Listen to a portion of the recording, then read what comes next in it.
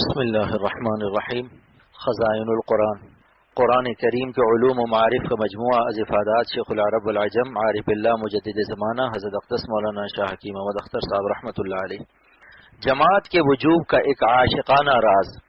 اور یہ نکتہ شاید پہلی دفعہ آپ مجھ ہی سے سنیں گے کہ عشق کو زندہ رکھنے کے لیے اللہ تعالیٰ نے جماعت کی نماز کو واجب فرمایا۔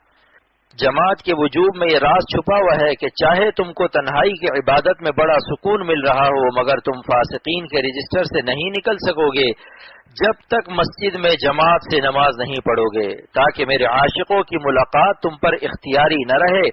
لازمی یعنی کمپلسری اور ضروری ہو جائے۔ اگر عشق تنہا زندہ رہتا تو نماز تنہائی میں پڑھنے کا حکم ہوتا، جماعت کی نماز واجب نہ ہوتی، لیکن چونکہ عشق کی حقیقت یہ ہے کہ عشق تنہا زندہ نہیں رہ سکتا، عاشقوں میں زندہ رہتا ہے، اور صرف زندہ ہی نہیں رہتا بلکہ بڑھ جاتا ہے، ترقی بھی ہوتی رہتی ہے۔ پس عشق کی عطا اور بقا اور ارتقاء موقوف ہے عاشقوں کی صحبت پر، اس لیے اللہ تعالیٰ نے جماعت کو واجب فرما دیا تاکہ میرے عاشقوں کی ملاقات سے بندوں کو عشق عطا بھی ہو اور بقا بھی ہو اور ارتقاء بھی ہو،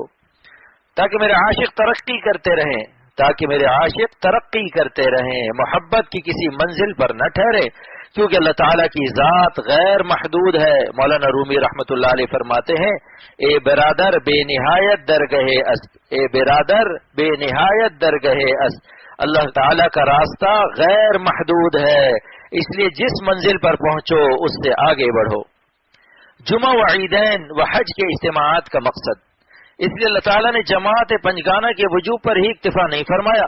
عاشقوں کی تعداد بڑھانے کے لیے جامع مسجد میں جمعے کے اجتماع کو فرض کر دیا کہ جتنا عاشقوں سے ملاقات بڑھے گی تمہارے عشق میں اضافہ ہوگا، اور سال میں عید اور بقرعید کے اجتماع کا حکم دے دیا تاکہ عاشقوں کی تعداد اور زیادہ بڑھ جائے اور زیادہ عاشق ایک دوسرے سے ملیں، اس لیے حکم دے دیا کہ ایک راستے سے جاؤ اور دوسرے راستے سے آؤ۔ اس سنت کا راز ملا علی قاری نے شرح مشکات میں لکھا ہے کہ راستہ بدلنے میں ایک فائدہ تو یہ ہے کہ راستے میں قبرستان پڑیں گے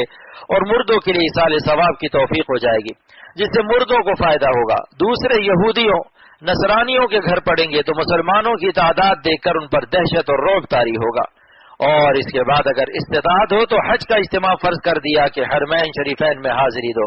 من استطاع الیہ سبیلا۔ حج کی فرضیت کا اقراض عشاق کی بین الاقوامی ملاقات بھی ہے کہ ہر ملک کے اولیاء اللہ کی زیارت نصیب ہو جائے۔ علامہ علوسی رحمۃ اللہ علیہ نے لکھا ہے کہ ایک تو کعبے کا اپنا نور ہے، مگر کعبے میں جو اولیاء اللہ ہوتے ہیں ان کا نور باطن بھی اس فضا میں شامل ہوتا ہے، اس لیے کعبے میں قدم رکھتے ہی نور ایمان بڑھ جاتا ہے۔ اللہ پاک عمل کی توفیق عطا فرمائے۔